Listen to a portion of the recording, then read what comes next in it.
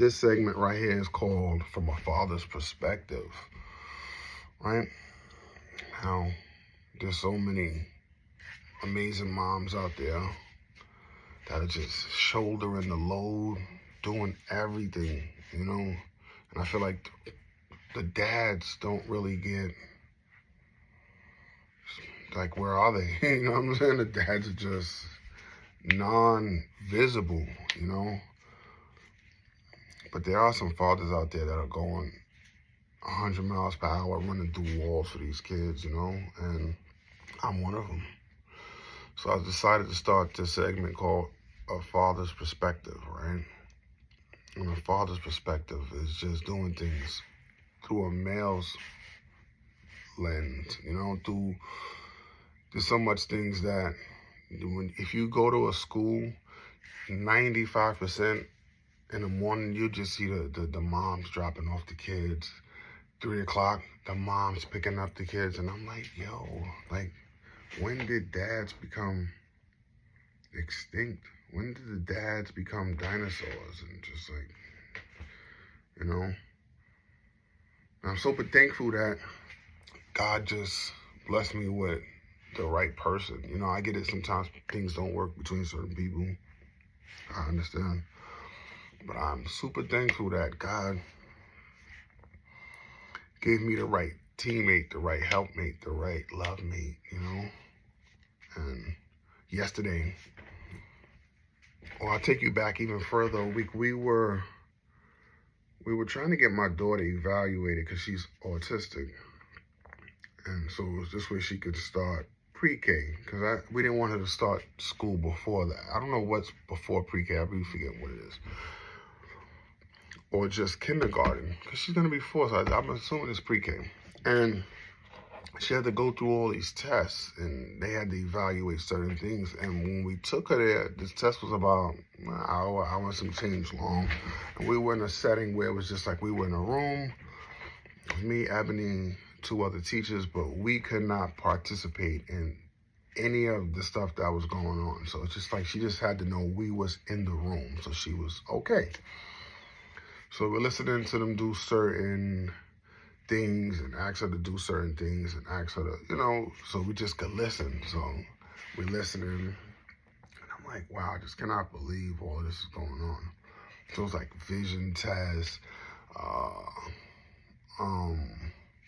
forgot what it's called, motor skills, all kinds of speech, just everything, right, that you can possibly think of that they were doing. And we just could sit there. Only part that my wife was able to actually join in was the actual vision test. Because you had to bring her in a room, and she had to sit on her lap, and I don't know what it was. They only let one parent in. But I know that the test went by so fast that my daughter didn't actually pass the test. So my wife's like, babe, it went by so fast, I don't really know, like, can we do it again? So we weren't able to do it again. But while they were doing all of these tests and these things, they're just taking notes. They're just taking notes. Both teachers taking notes. Whole bunch of paperwork for me and her to fill out. And at the end of it, they don't tell you the results.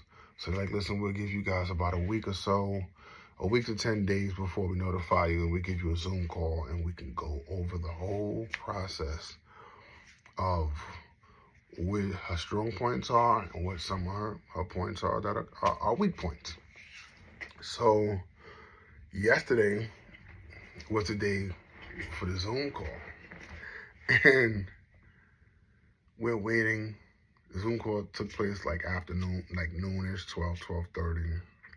We're waiting. So before the Zoom call begins, we say a prayer, me and Ebony, just that she could get into this and that she can start school, you know? And that she can get the help that she actually needs, because it's not like just sending your average 3-year-old. Yeah, cause no, by the time she starts school, she'll be 4. It's not like the average sending your average 4-year-old to pre-K or kindergarten. This is like an autistic child, so she has high points and she has low points.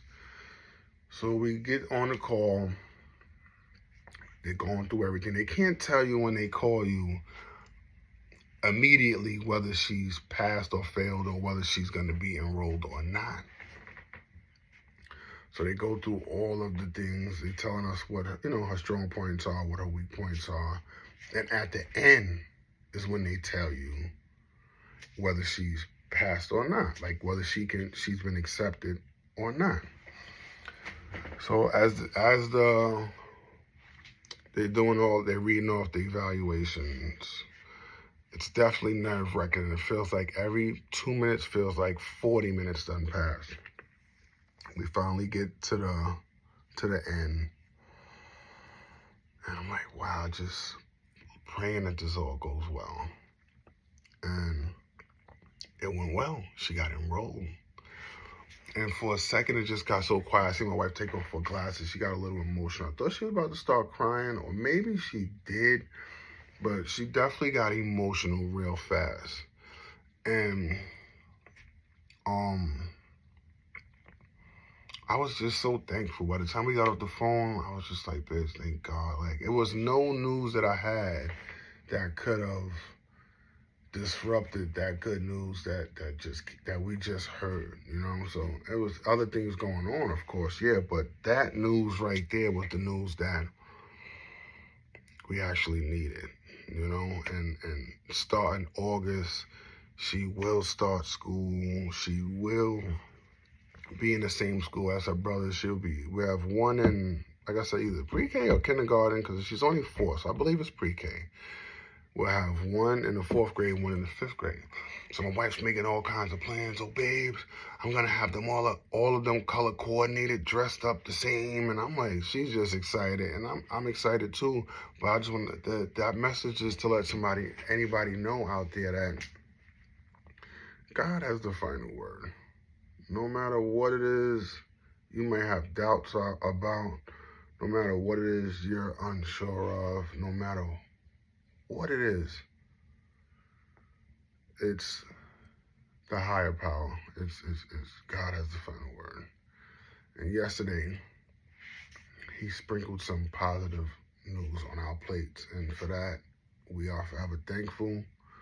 We know it's going to be some kind of challenges. It's not going to be just a cakewalk. It's not going to be easy. But we're thankful.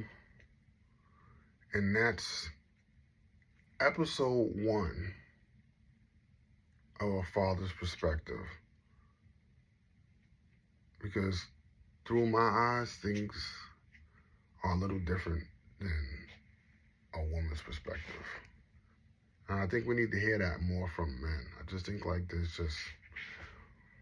we don't really hear much from guys in regards to fatherhood.